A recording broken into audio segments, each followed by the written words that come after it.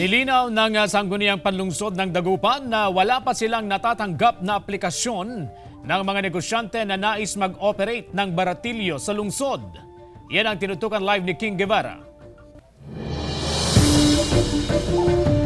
King? CJ, nilinaw nga ng Sangguniang Panlungsod ng Dagupan na wala pa silang inaaprubahan o natatanggap na aplikasyon tungkol nga sa mga baratilyo dito sa may Galvan Street. Nagsimula ng pumwesto ang mga baratilyo sa Galvan Street sa Dagupan City kahapon.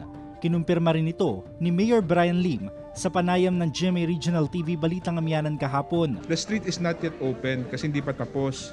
So dahil there's a lot of requests for livelihood opportunities, so sabi ko sige, payagan na lang natin sila na maglagay for the time being. Anyway, for the Christmas season lang naman yon. Pero ayon sa Sangguniang Panlungsod, wala pa raw silang natatanggap at inaaprubahan na aplikasyon para sa baratilyo.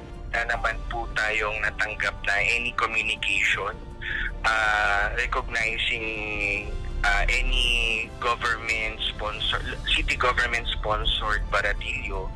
At wala rin naman po tayong communication na tatanggap for application. Pero nilinaw ng Market Division na hindi ito mga baratilyo. Ito raw ay mga market vendor din na pansamantalang inilipat ng pwesto. Mga vendors din yan na yung mga iba, yung mga Muslim. Pinayagan naman kasi itong Christmas lang naman yan eh. Nilinaw naman ngayon ng alkalde na wala pa silang natatanggap na dokumento tungkol sa baratilyo. Wala akong decision yes or no unless the SP will give me a document. Diba? Kasi pwede kong ibito o hindi ibito yung document. So dapat ang opposing parties din yung nagpatayo at saka yung SP.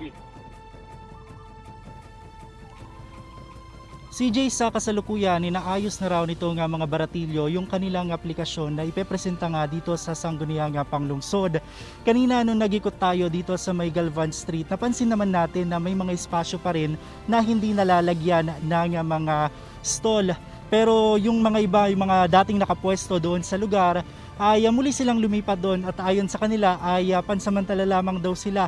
Nang sa ganun daw ay kahit papaano ay makabenta sila. Pero nilinaw ng lokal na pamahalaan na sa oras na matapos itong Christmas season ay muling makakabalik itong mga market vendor. CJ.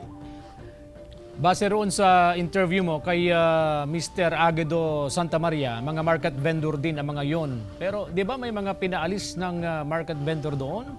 At yung mga nakita mong pumwesto kahapon ay ibang negosyante at yun yung mga nakausap ng alkalde. Tama ba? Tama ka dyan, CJ. Yung mga pumwesto ngayon doon ay mga bagong stall na. Yun yung mga tinatawag nating baratilyo. Pero ayon sa lokal na pamahalaan, ito raw yung mga baratilyo na ngayong Christmas season lamang pupwesto doon sa lugar. Pero iginiit naman ng alkalde na sa oras na matapos itong Christmas season ay muling makakabalik itong mga market vendor. Pansamantala, yung mga market vendor na inalis doon sa lugar ay ipunesto doon sa dulong bahagi ng Galvan Street. Sinigurado rin ng alkalde na sa oras na matapos yung phase 2 ng Galvan Street ay muli luluwag itong Galvan Street nang sa ganon ay mas maraming makapaghanap buhay. CJ. Okay, maraming salamat King Guevara.